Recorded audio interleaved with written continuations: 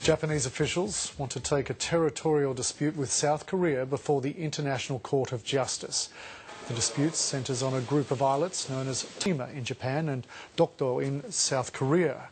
Well, South Korea controls the very small islands, but Japan claims them.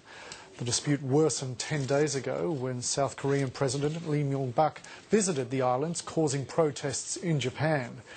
Well, Japanese authorities say that they want to deal with the dispute calmly under international law. It says it will take the case to the International Court of Justice, but needs South Korea's approval to do so.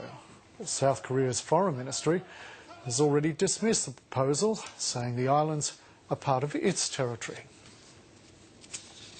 For more on this, let's speak with Professor Malcolm Cook. He's the Dean at the School of International Studies at Flinders University in South Australia, and he's lived and studied in both South Korea and Japan. And Professor Cook joins us live from our Adelaide studio. Malcolm Cook, thanks very much for your time this evening. Good evening, Scott. What is it about these islands, these small islands, that have stirred up such great passions in Japan and South Korea?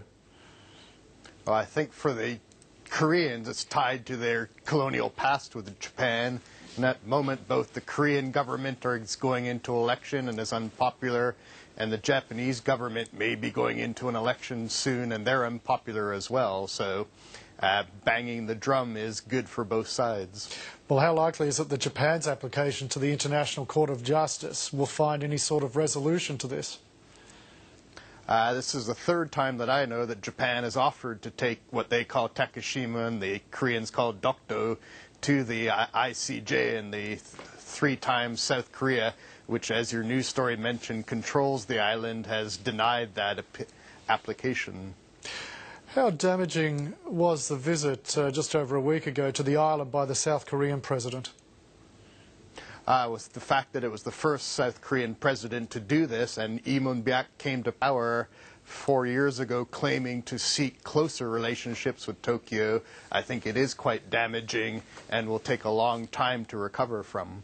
In light of that, in light of his proclaimed stance in the past that of seeing Japan as a close ally and fostering that, why would he do this? I think, again, as I say, there's an election coming up in South Korea at the end of the year, and he's quite unpopular and is seen to be weak towards Japan. And recently there was an attempt to have a Japan-South Korea security agreement similar to the Australia-Japan one, and the opposition in South Korea attacked the president. So I think he sees that close relations with Japan at the moment's a weak flank for him. As you mentioned before, Malcolm Cook, from the Korean perspective, they're looking somewhat back at the past to those days of the colonial days when they were under rule of Japan, in effect. And this is a relationship, a bilateral relationship that has ebbed and flowed, not just in the post-Second World War era, but for centuries. So how much is it there for a dispute over islands? How much is it even more fuelled by history? I think it's very hard to unravel history, and of course in the same week Japan and China are having matching protests over another island dispute. So all of Northeast Asia has these historical tensions that are now tied to present disputes over islands where two countries or more claim the same islands. You mentioned China there, and both South Korea and Japan have expressed concerns about an ever-rising, ever more powerful China and what that means for the region. How does this dispute between Seoul and Tokyo impact on that China question and the broader issue of Korea and Japan together on regional security and stability? I think it shows that it's going to be extremely difficult politically for Japan and South Korea to have close relationships, even though their strategic interests are very similar, and of course both are U.S. allies. So I'm pretty sure Beijing may be happy about this spat, and Washington may be having a headache or two about it.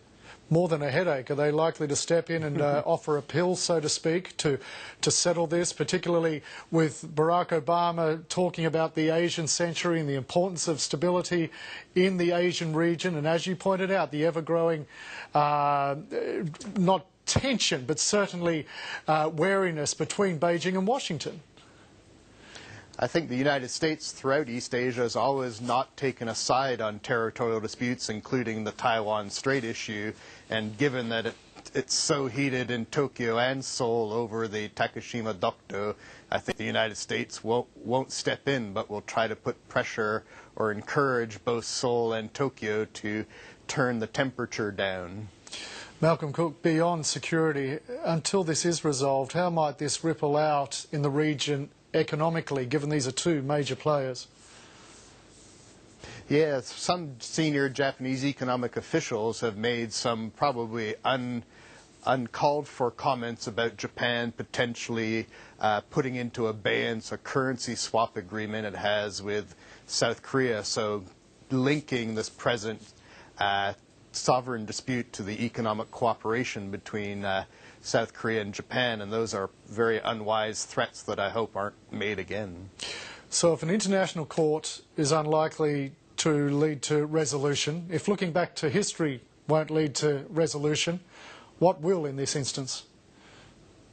I think we'll be talking about this for years and years to come, I think, unfortunately. So I don't think there's a resolution in sight.